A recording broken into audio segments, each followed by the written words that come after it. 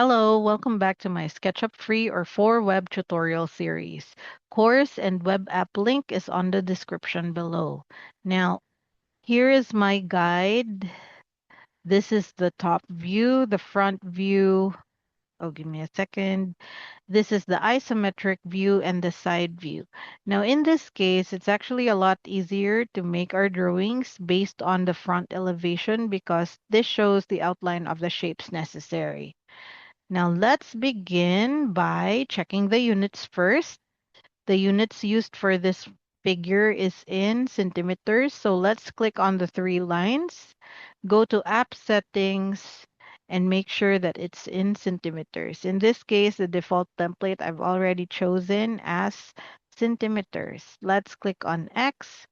Now, since we are using the front elevation, we should be able to draw our drawings on the frontal plane. Now, how do we switch this since the default is on the base plane? Now, you use your arrow keys. So this is if we click on or press on the left arrow key, this allows you to draw on the frontal plane. It's green in color. Now, let's try the up arrow key.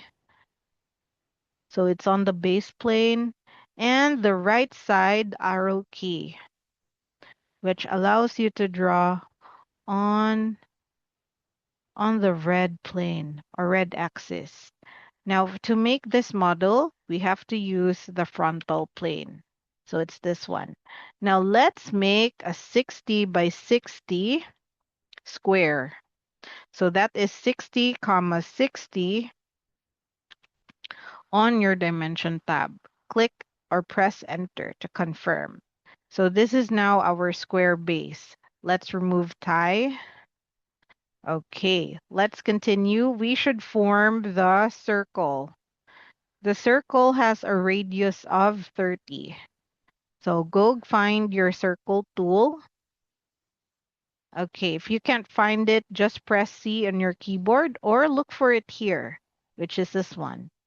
I'm gonna press C on my keyboard. Now go look for the midpoint, which is the blue one, and then go click on your endpoint, or you can type 30. Since 30 is the radius. Now let's erase the lines that we don't need like this using your eraser tool. And as what you can see here, the lines are the lines for the circle or for the arc rather, it's not smooth. So how do we change this? Just select the arc, right click, go and look for entity info.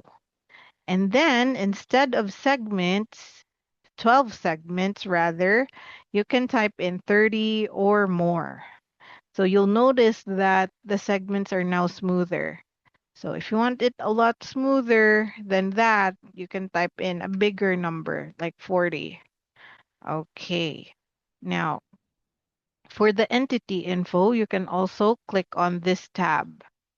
Okay, now let's make the small circle. The diameter is at 30, as what you can see on the guide, which means the default radius is at 15. So type C again or click on this. Go find the midpoint and type 15 as your radius. Enter. Now let's erase all the unnecessary lines. Use your eraser tool. Okay, wow, we're almost done. Now let's delete this part. This should be hollow. Select using your cursor and then delete to finish. So the segments for this circle is also really small. Let's double click, click on the entity info tab, and instead of 26 segments, let's type in 40 or more. Okay, let's try 50. Okay, that's it. Now let's take a look at our guide again. Okay, there you go. So as what you can see here, the thickness of this part is actually 25. You can see that in the side elevation here. Oh my gosh. So you can see that in the side elevation here, you have 25. That is 25 times 3. That's 75. So 25, 25, 25, which means that all of these have a thickness of 25 cm. Now let's do that.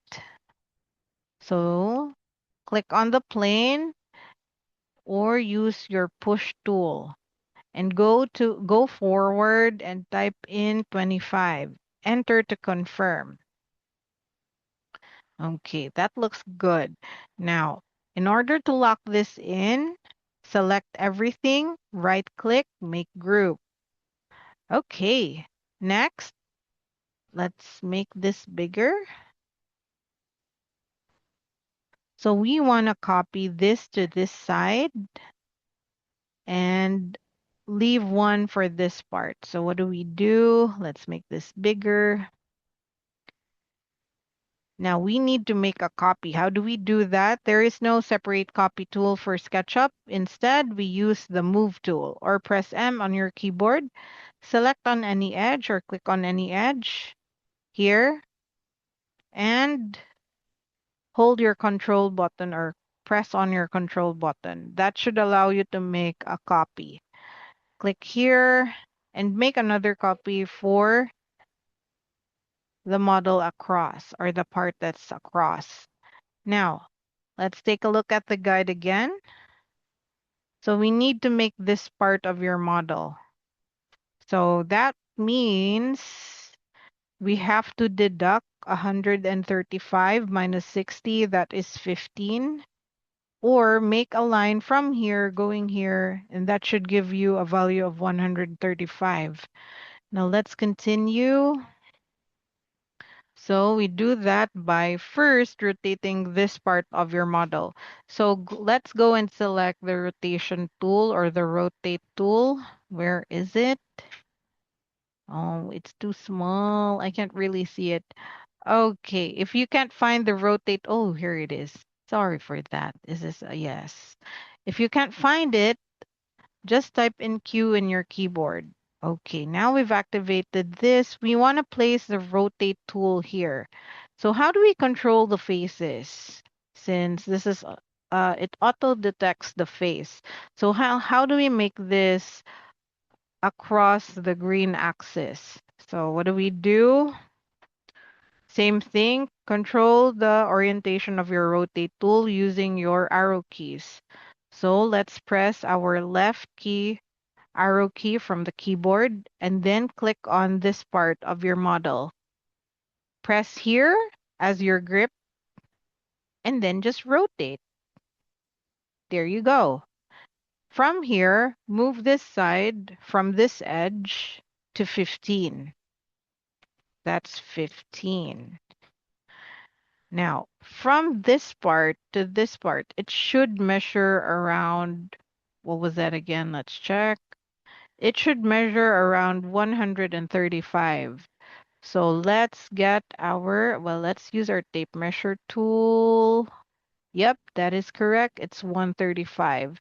Let's check our guide again. So from here, you need to extend this side to this part of your model. This is also 25. You can see it here. It's 25. So let's double click. Click on your cursor tool or spacebar. Double click on this figure. Select the face. And then use your push-pull tool here. That's your 15 from earlier. Next, push this again to a value of 25 for the thickness. Okay, we are done. That's basically it. So it looks the same. Let's check. It looks the same from your top view, the front view, and the side view. This is the top, front, and the side. Okay, now we want to make this into one entity. How do we do that? So let's select everything, right click, and oh, there is no explode option. Let's try. Okay, there it is. Select, right click, explode, and let's clean up the lines. Okay. Now, if we erase this part, it's going to open up the model. So what do? You have the option to hide this like so, or you can use your smoothen tool or your smooth tool. Oh, okay. It's soften, soft or smooth edges tool rather. So if you click on this, that should hide your hidden geometry. Okay, so you have that option, but it makes it less editable in a sense that it kind of makes the entire surface smooth. So instead of using that, for me, I prefer to hide some of the lines. Because anyway, you can just unhide it later. This way, it allows you to push your objects, just in case you need any edits in the future. Okay, I think we are done. So let's turn this into a group. Make sure to select everything, right click, make group. Let's color it. Where is the color? Okay, materials. Let's say I want to color it gray or dark blue. Okay, I'll use this blue gray. And let's change our styles to one that looks lighter. Okay, let's select this. Okay, that's it. Now let's check our model. Now let's make it in this form. So how do we do that? Go to your camera or your scenes rather. Select parallel view. Oh, okay. This is how it looks like in perspective or 2-point perspective rather. This is in perspective and parallel. Now let's select ISO or ISO for isometric. Let's check the guide. Now you can change the color similar to this or use your own color, but that's basically it. We are officially done. That's it. I hope you learned something new today. I'll see you in the next video. Thank you so much for watching. Please like and subscribe. Goodbye. Thank you.